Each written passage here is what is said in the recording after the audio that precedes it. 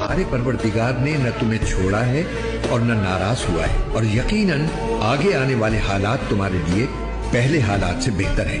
और यकीन जानो कि अनकरीब तुम्हारा परवरदिगार तुम्हें इतना देगा कि तुम खुश हो जाओगे। तमाम बादशाहत खुदा ही की है, आसमानों की भी और जमीन की भी। वो जो चाहता है पैदा करता है, जिसे चाहता है बेटियां अता करता है और जिसे चाहता है बेटे बख्शता है, या उनको बेटे और बेटियां दोनों इनायत फरमाता है, और जिसको चाहता है बे औलाद रखता है। वो तो जानने वाला और कुदरत वाला है। और अगर खुदा तुमको कोई तकलीफ पहुंचाए तो उसके सिवा उसका कोई दूर करने वाला नहीं, और अगर तुमसे भलाई करनी चाहे तो उसके फजल को कोई रोकने वाला नहीं। वो अपने बंदों में से जिसे चाहता है फायदा पहुंचाता है, और वो बख्शने वाला मेहरबान है। और तुम्हारे परवरदिगार ने इरशाद फरमाया है कि उसके सिवा किसी की इबादत न करो, और माँ बाप के साथ भलाई करते रहो। अगर उनमें से एक या दोनों तुम्हारे सामने बुढ़ापे को पहुंच जाएं तो उनको उफ तक न कहना और न उन्हें झिड़कना, और उनसे बात अदब के साथ करना। और इज्जो नियाज से उनके आगे झुके रहो, और उनके हक में दुआ करो कि ऐ परवरदिगार, जैसा उन्होंने मुझे बचपन में शफकत से परवरिश किया है, तू भी उनके हाल पर रहमत फरमा। जिस दिन दिलों के भेद जांचे जाएंगे तो इंसान की कुछ पेश न चल सकेगी और न कोई उसका मददगार होगा।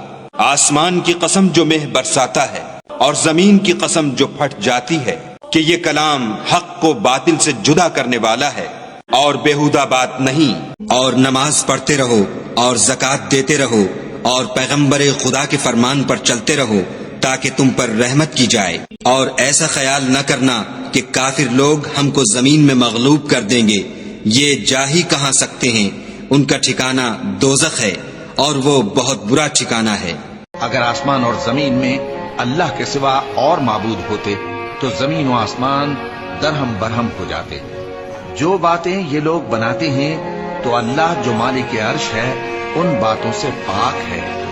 वो जो काम करता है उसकी पुरसिश नहीं होगी, और जो काम ये लोग करते हैं उसकी इनसे पुरसिश होगी।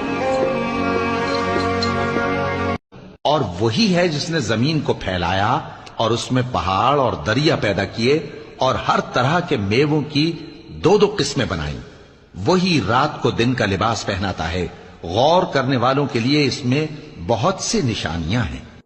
कहो कि मैं सुबह के मालिक की पनाह मांगता हूँ हर चीज की बुराई से जो उसने पैदा की, और शबे तारीख की बुराई से जब उसका अंधेरा छा जाए, और गंडों पर पढ़ पढ़ कर फूंकने वालियों की बुराई से, और हसद करने वाले की बुराई से जब हसद करने लगे।